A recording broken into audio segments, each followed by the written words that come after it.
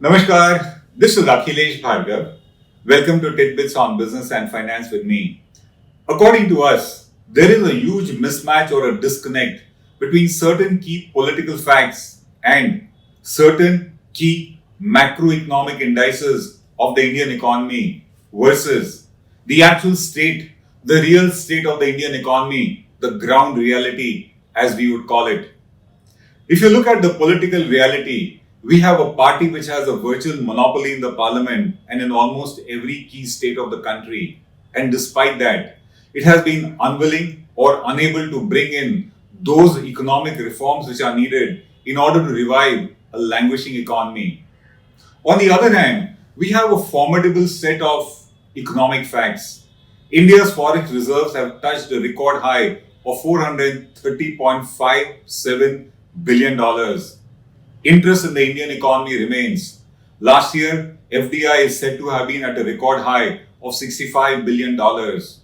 India remains the fastest growing large economy in the world, and it is now the seventh largest economy in the world. Inflation remains in control at 3.2%. Interest rates have been pruned and they are going down even further. If you go by the World Bank rankings, India's ease of doing business is said to have improved considerably. The government is encouraging banks to lend to a languishing economy. The NPA crisis, which had crippled India's banking system, is said to be receding if you go by the government claims. And the Prime Minister is committed to the huge investment of 100 lakh crores in building up new infrastructure in the country, which of course would give a huge boost to India's economy. And despite this, India's economy has been slowing down quarter after quarter consistently since 2018, and it continues to do so. This slowdown is manifested, is evident in a lot of areas, but some of them are that corporate profits have been dipping and corporates are nervous. Corporates are nervous, they have lack of confidence in the economy such that new investments have not been coming by and they are now at a 15-year low. Consumer spending has been dipping and unemployment is at a 45-year high. And all this is being reflected in tax collections, which are not meeting their targets. So we have a slowdown happening in the economy. Now, this is again in a disconnect because in a large country with a population of 130 crores, corporates should also always be willing to put up new projects to cater to this rising consumer demand, but they have been unwilling to do so. Corporates are not investing in new projects, and the budget came up with no relief for them to encourage them to start investing in new projects. In fact, the budget speech of the finance minister was more an election victory speech, and she seemed to be completely indifferent to the woes of the economy. We are at a situation where corporates are not confident to risk their capital, to risk their build-up of reserves into setting up of new projects, and they are thus not even willing to take bank loans in order to set up new projects. This is a huge evidence of the slowdown of the economy that is going on at the moment.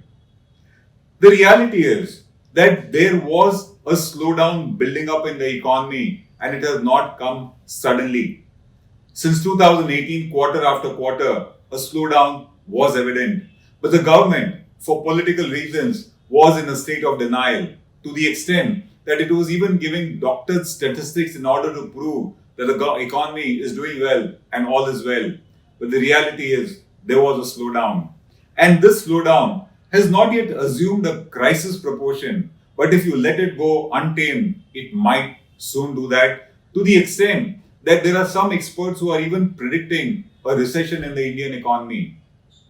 The best way to arrest this slowdown and revive the economy is to revive fresh investments in projects in the country. Because it is only fresh investments that bring in additional additions to the GDP. It is they who ensure that GDP then goes up incrementally. It is fresh investments in projects that bring jobs, that bring better tax collections, and they improve the state of the government's revenues. But then, for ensuring that you have fresh investments coming in the economy, we need to revive what are called the animal spirits of the Indian economy. And as per Rakesh Jhunjhunwala, the famous investor, the business spirits and animal spirits of the Indian economy at the moment are bruised. Naushad Forbes, a well-known industrialist, actually says that he is yet to meet a single person from any state of the economy after the budget was announced who would say that he has a bright and hopeful outlook for the future of the Indian economy. He says that at the moment, the entire outlook is cast in gloom and doom. Until the future outlook is not changed, the Indian economy will not revive. The animal spirits of the Indian economy will not revive. The reality today is that because of visible signs of slowdown in sector after sector of the Indian economy, the government is now accepting the problem and is seized with it. The finance minister is said to have been in consultations with various sectors of the economy, segments including banks, SMEs, automobiles, and various others, have had consultations with the finance minister expressing all the concerns that are there and asking for revival measures. But the FM has recently said that while the consultations are on, revival and reform measures will be announced only after the PMO gives the nod. This revival is imperative because the more you delay it, the more it's going to be difficult to revive. At the moment, government experts like to say that this is a short-term slowdown in the economy. It is cyclical, as they say, and not structural. But according to us, it is not cyclical, it is not short-term. To us, it is a structural slowdown because it has not happened over a quarter or two. It's now been almost 1.5 years that the slowdown has been happening, and it will continue. And thus, in order to revive the animal spirits of the economy, in order to revive investments into the economy, what is needed is not just financial packages to revive the economy. What you need are structural reforms. What you need are reforms and policy measures in order to build up the confidence of the corporate and the investor in the economy such that he is willing to invest his capital and borrow money in order to set up new projects. And to us, those reforms, we are not talking about long-term reforms like land, labor, etc. But we are talking about those reforms which at the moment are hindering the confidence of the investor, of the corporate and the entrepreneur to invest in new projects. And those are very evident from the very problems that they face at the moment.